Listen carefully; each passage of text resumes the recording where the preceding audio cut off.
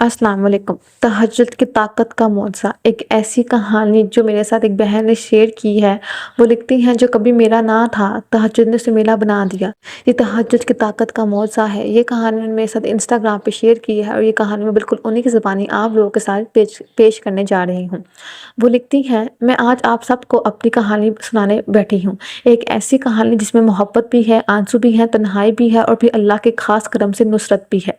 ये कोई रवायती पुरानी दास्तान नहीं, बल्कि बिल्कुल जदीद दौर की एक ऐसी सच्ची तस्वीर है जिसमें सोशल मीडिया से लेकर ख़ानदान के रवायती रवैयों तक सब कुछ शामिल है। ये मेरी कहानी है, एक एक तरफ़ा मोहब्बत से शुरू होने वाली कहानी, जिसके अंजाम का मुझे भी अंदाज़ा नहीं था। लेकिन जब इंसान का भरोसा अल्लाह पर होता है और मज़बूत होता है और तहज्जुद जैसी नेमत उसके पास हो, तो फिर नामुमकिन भी मुमकिन हो जाता है। मैं इस कहानी को जदीद दौर का इसलिए कह रही हूँ कि आज के ज़माने में कोई भी तहज्जुद को नहीं मानता। हम लोग सोशल मीडिया में इतना घुस गए हुए हैं कि हमें लगता है कि अच्छी तस्वीरें लगाने से, बोल्ड होने से ही हमें हमारी मोहब्बत मिलेगी। लेकिन ये आज के दौर की कहानी है जिसमें मैं सिर्फ़ तहज्जुद पढ़ी और मुझे मेरा मनपसंद शख्स मिल गया। वो लिखती हैं मज़ीद, मेरा नाम हरीम है और मैं एक दरमियाने तबके से ताल्लुक़ रखने वाली लड़की हूँ। हमारे घर का माहौल तलीम याफ्ता तो था, लेकिन वालिदैन ने रवायती ख़ानदान इक़दार को हमेशा तरजीह दी। मैं खुद भी एक निजी यूनिवर्सिटी में बैचलर्स कर रही थी, जहाँ मेरी ज़िंदगी किताबों और कुछ गिने चुने दोस्तों तक महदूद थी। सोशल मीडिया का इस्तेमाल करती थी, मगर बस इतना कि दुनिया के साथ चल सकूँ। मेरी मुलाकात अयान से एक ख़ानदानी तकरीब में हुई। दरअसल मेरी खाला की बेटी की शादी थी, जहाँ पूरा ख़ानदान जमा था। वहीं एक जानिब मेरा एक दूर का कज़न अयान भी मेरे वालिदैन के साथ शरीक था। उससे पहले मेरी इससे कभी बराह रास्त बात नहीं हुई थी, बस नाम सुन रखा था। मगर इससे शादी में पता नहीं क्यों वो मेरी नज़र में खटकने लगा। शायद इसकी शख्सियत में कोई कशिश थी, उसका वक़ार, उसका मुहज़्ज़ब अंदाज़े गुफ्तगू और फिर उसकी गहरी आँखें जिनमें हमेशा एक संजीदगी झलकती थी। मैं पूरे फंक्शन में इधर-उधर से उसे देखती रही, लेकिन वो अपनी दुनिया में ही मगन था। शादी के बाद ख़ानदान वालों को उसकी तस्वीर व्हाट्सएप ग्रुप में शेयर की गई, तो वहाँ मेरी और उसकी कुछ ग्रुप फ़ोटोज़ भी थी। बस यहीं से मेरी कोशिश शुरू हो गई कि किसी तरह इससे बात हो जाए। एक दिन मैंने हिम्मत करके उसे व्हाट्सएप पर एक फैमिली ग्रुप की तस्वीर सेंड की, जिसमें वो भी मौजूद था। उसने शुक्रिया अदा किया। मैंने कोई बहाना बनाकर बात बढ़ाई। हैरतअंगेज़ तौर पर उसने भी काफ़ी मुहज़्ज़ब और नरम लहजे में जवाब दिया। यूँ दिन में 1-2 मैसेज का तबादला मामूल बन गया। मुझे लगने लगा कि शायद एक अच्छी शुरुआत है। मगर हकीकत ये थी कि ये शुरुआत सिर्फ मेरे दिल में कोई कहानी बन रही थी। अयान के लिए मैं शायद एक आम सी कज़न या रिश्तेदार थी। उसके लिए मैसेज हमेशा हद दर्जा रस्मी और मुख्तसर होते। उसने कभी कोई ऐसा इशारा ना दिया जिससे पता चल सके कि वो भी मुझ में दिलचस्पी रखता है। लेकिन मैंने इसकी खामोशी को उसकी शराफ़त समझकर अपने दिल में मोहब्बत का परवान चढ़ाना शुरू कर दिया। मैं अक्सर रात को सोने से पहले उसके मैसेज दोबारा पढ़ती, उसका प्रोफ़ाइल देखती और अपनी तहलील में उसके साथ एक खूबसूरत मुस्तकबिल के ख्वाब सजाने लगी। ये एक तरफ़ा मोहब्बत थी, मगर मुझे लगा था कि शायद एक दिन ये दो तरफ़ा हो जाएगी। यूनिवर्सिटी के मामूलात में उलझी हुई मैं अपना ज़्यादातर वक़्त पढ़ाई और इस खुफ़िया मोहब्बत के तसव्वुर में गुज़ारती। मैंने कभी हिम्मत नहीं की कि अय्याज़ से सीधी तरह पूछूँ कि वो मेरे बारे में क्या सोचता है। शायद मैं डरती थी कहीं वो साफ़ इनकार ना कर दे और मेरी ये मामूली सी उम्मीद भी दम तोड़ जाए। मैं अक्सर सोशल मीडिया पे उसकी पोस्ट देखती रही, उसके लाइक्स और कमेंट्स पढ़ती। उसने अपनी यूनिवर्सिटी के दोस्तों के साथ भी तस्वीरें लगाई होती थी, जिन्हें देखकर मेरे दिल में अजीब-सी जलन उठती। मैं सोचती कहीं इसका किसी से अफ़ेयर तो नहीं, लेकिन वो ऐसा लड़का नहीं लगता था। फिर भी मेरे दिल में वसवसे उठने लगे। घर में कभी-कभार मेरी अम्मी से पूछ लेती थी कि तुम इतनी खामोश क्यों रहने लगी हो? मैं बहाना बनाकर कह देती कि बस पढ़ाई का दबाव है। सच तो ये था कि मैं अंदर ही अंदर अयान के तसव्वुर में खोई रहती थी। उससे बात करने की ख्वाहिश बढ़ती जा रही थी, मगर वो कभी पहल ना करता। जब मैं मैसेज करती तो वो 1-2 जुमलों में जवाब देकर बात ख़त्म कर देता। मुझे समझ ना आता कि वो ऐसा क्यों है? क्या उसे मेरी तरफ से कोई दिलचस्पी नहीं, या वो अपनी ज़ात में मगन रहने वाला इंसान है? हमेशा मैं ही उसके ख़्याल में खोई रहती। वो कभी मेरे बारे में सोचता भी नहीं होगा। हमेशा मैं ही उसको मैसेज करती, उसने कभी भी नहीं किया।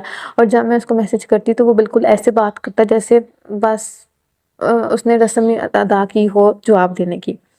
एक दिन मैंने हिम्मत करके अपने एक कज़न से पूछा, जो अयान की भी काफ़ी करीब थी। मैंने इशारों किनारों में दरियाफ़्त किया कि क्या अयान के रिश्ते की कोई बात चल रही है? मेरी कज़न ने हँसते हुए कहा, अरे हाँ फूप्पो, अयान की अम्मी तो चाहती हैं कि वो जल्द से जल्द किसी अच्छी जगह शादी कर दे। सुना है कि उनकी नज़र किसी अमीर ख़ानदान की लड़की पर है। ये सुनकर मेरी जान निकल गई। मैंने पूछा, क्या अयान इस पर राज़ी है? तो कज़न ने बताया कि वो नहीं जानती, मगर इतना मालूम है कि अयान किसी ख़ानदान की तकरीब में इस लड़की से मिला था और घर वाले बहुत खुश हैं। یہ خبر میری روح کو جھنجھوڑ گئی۔ میں نے اسی وقت ایان کو میسج کیا مگر اس نے دیر تک جواب نہ دیا۔ میری بے چینی بڑھتی گئی۔ جب رات ہو گئی تو اس نے مختصر جواب دیا، ہاں گھر والے ایک جگہ رشتہ دیکھ رہے ہیں، ابھی کچھ فائنل نہیں ہوا۔ میں نے پوچھ لیا کیا تمہیں کوئی اعتراض نہیں؟ اس نے کہا دیکھتے ہیں، میں کچھ نہیں کہہ سکتا۔ اس ایک جملے نے میرا دل توڑ کر رکھ دیا۔ اس نے یہ بھی نہیں کہا کہ مجھے نہیں پسند یا میں راضی نہیں۔ اس کی اس غیر جانبداری نے مجھے یقین دلایا کہ وہ کم از کم مجھ میں کوئی دلچسپی نہیں رکھتا۔ میں نے رو رو کر رات گزاری۔ مجھے لگا کہ میری دنیا اجڑ رہی ہے۔ جتنی محبت میں نے ایک سال تک اس سے بات چیت میں لگائی، جتنے سپنے پہلے بن رکھے تھے، سب مٹی میں ملتے نظر آ رہے ہیں۔ اگلے کئی دن میں شدید ڈپریشن کا شکار رہی۔ یونیورسٹی جاتی تو کلاس میں خاموش سے بیٹھی جاتی۔ مجھے کسی مضمون میں کوئی دلچسپی نہ رہی۔ گھر میں بھی بس اپنی کتابوں میں منہ چھپائے رکھتی۔ کھانا کم کر دیا، نیند غائب ہو گئی۔ امی اور ابو کو لگا کہ شاید امتحانات کی وجہ سے میں پریشان ہوں، مگر حقیقت تو کچھ اور تھی۔ میں نے رات کو آنسو بہاتی اور سوچتی کہ اے اللہ، میں نے تو اس سے محبت کی تھی، میں نے تو کوئی غلط کام نہیں کیا، پھر کیوں میری محبت کا کام ہو رہی ہے۔ ایک رات میں سوشل میڈیا پر ایک بیان سن رہی تھی جس میں تہجد کے فضائل کا ذکر تھا۔ عالم صاحب نے بڑے درد بڑے انداز میں بتایا کہ جب انسان رات کے آخری پہر اللہ کے سامنے رو رو کر دعائیں کرتا ہے تو اللہ کبھی اس کے التجاؤں کو رد نہیں کرتا۔ مجھے یوں لگا جیسے یہ بات میرے دل کے اندر اتر گئی ہو۔ میں نے اس سے پہلے کبھی تہجد باقاعدگی سے ادا نہیں کی تھی، مگر اسی دن میں نے فیصلہ کر لیا کہ اب میں اللہ کے سامنے اپنی محبت کی بنیاد رکھوں گی۔ اگر وہ میرے لیے بہتر ہے تو اللہ آسانی کر دے گا، ورنہ میرے دل سے محبت نکال دے گا۔ میں نے تہجد کی نماز پڑھنا شروع کر دی۔ شروعات میں بہت مشکل لگا، نیند سے جاگنا، وضو کرنا، پھر خاموشی سے جائے نماز پر کھڑے ہونا، لیکن پہلے ہمت نہ ہاری۔ میں نے ہر رات تہجد میں 2 رکعت پڑھتی، پھر کچھ دیر رو رو کر دعائیں کرتی۔ میں نے اللہ سے فریاد کی، یا اللہ، اگر ایان واقعی میرے نصیب میں نہیں تو میرے دل سے اس کی محبت نکال دے، مجھے صبر دے، اور اگر وہ میرے لیے بہتر ہے تو اسے میرے حق میں نرم کر دے، اس کے دل میں میرے لیے جگہ پیدا کر دے۔ مجھے احساس ہوا کہ ہر سجدے میں جب میں اپنے گناہوں کی معافی مانگتی ہوں، اللہ کے آگے رو پڑتی ہوں، تو ایک عجیب سا سکون ملتا ہے۔ میں نے کلام پاک کی تلاوت کا بھی اہتمام شروع کر دیا۔ مجھے ایسا لگنے لگا کہ میرے اندر دھیرے دھیرے ایک طاقت پیدا ہو رہی ہے۔ میں اب ڈپریشن سے نکل رہی تھی، میرے گریڈز بھی بہتر ہو رہے تھے، اور سب سے بڑھ کر میرے اندر اللہ پر بھروسہ بڑھتا جا رہا تھا۔ اس دوران میں نے یہاں سے بات کرنا کم کر دی، اس نے بھی مجھ سے زیادہ رابطہ نہ کیا۔ خاندان میں سرگوشیاں ہو رہی تھی کہ اس کی منگنی جلد ہونے والی ہے۔ میں ہر رات تہجد میں اپنی بے بسی رکھتی اور کہتی کہ اے اللہ، مجھے تو صرف تیرا آسرا ہے، اگر یہ رشتہ میرے حق میں نہیں تو مجھے دل کی تکلیف سے نکال دے۔ لیکن دل کے کسی کونے میں امید بھی تھی کہ شاید کوئی معجزہ ہو جائے۔ ایک شام میری کزن نے مجھے فون پر بتایا کہ ایان کی منگنی کی رسم 2 ہفتے بعد طے ہو گئی ہے۔ میں یہ سن کر ہکا بکا رہ گئی۔ میرا دل چاہا کہ میں اونچی آواز میں چیخوں، مگر جب میں چپ رہی، فون بند کر کے میں نے خود کو کمرے میں بند کر لیا اور سروں قطار ہونے لگی۔ مجھے لگا کہ بس اب سب کچھ ختم ہو گیا ہے۔ میں تہجد تو پڑھی، دعائیں بھی مانگی، لیکن نتیجہ یہ نکلا کہ اس کی منگنی کسی اور سے ہو رہی ہے۔ میں نے اس رات اللہ سے شکوہ کیا کہ یا اللہ، میں نے تو تجھ پر بھروسہ کیا تھا، پھر یہ سب کو کیوں ہو رہا ہے؟ لیکن شکوے کے ساتھ ساتھ میں دل میں ایک فیصلہ کیا کہ میں تہجد نہیں چھوڑوں گی۔ میں نے سوچا کہ ہو سکتا ہے اللہ نے مجھے آزمائش میں ڈالا ہو۔ میں نے اس رات بھی تہجد پڑھی اور اتنا روئی کہ آنکھیں سوج گئی۔ صبح اٹھی تو کسی سے بات کرنے کی ہمت نہ تھی۔ 2 ہفتے یوں ہی گزر گئے، ہر دن میری جان پر بھاری تھے۔ پھر منگنی کی تقریب ہوئی، میری فیملی کو بھی مدعو کیا گیا، لیکن میں بہانہ بنا کر نہ گئی۔ امی نے بھی میری حالت دیکھ کر مجھے مجبور نہیں کیا۔ مجھے گھر بیٹھے ہی پتہ چلا کہ سب کچھ بہت دھوم دھام سے ہوا۔ ایان اور اس کے منگیتر کی تصویر واٹس ایپ گروپ میں گردش کرنے لگی۔ میں نے دیکھنے کی بھی ہمت نہ کی۔ منگنی کے چند روز بعد ایک عجیب خبر سننے کو ملی۔ خاندان میں پتہ چلا کہ ایان کے منگیتر کے گھر والے کے ساتھ کسی مالی لین دین کا سخت تنازع کھڑا ہو گیا ہے۔ بات اتنی بڑھی کہ دونوں خاندانوں میں بول چال بند ہو گئی۔ نتیجتاً منگنی ٹوٹ گئی۔ یہ خبر مجھے ایک مشترکہ رشتہ دار کے ذریعے ملی۔ میں حیران رہ گئی۔ مجھے ایک طرف کا تو افسوس ہوا کہ کسی کی منگنی ٹوٹ جانا اچھی بات نہیں، لیکن دوسری طرف میرے دل میں ایک امید کی کرن بھی جاگی۔ میں تہجد میں اللہ کا شکر ادا کیا کہ شاید اس نے میرے لیے کوئی راستہ نکالا ہے۔ کچھ دن بعد ایک اور دھماکہ خیز خبر آئی۔ ایان کے گھر والوں نے اسے شدید ڈانٹ ڈپٹ کی کہ وہ کیوں اس رشتے کے حق میں بولتا نہیں رہا، لیکن حقیقت یہ نکلی کہ اس کے منگیتر کے خاندان نے بھی بعض ایسی شرائط عائد کر دی تھی جو ایان کے خاندان کو نامنظور تھی۔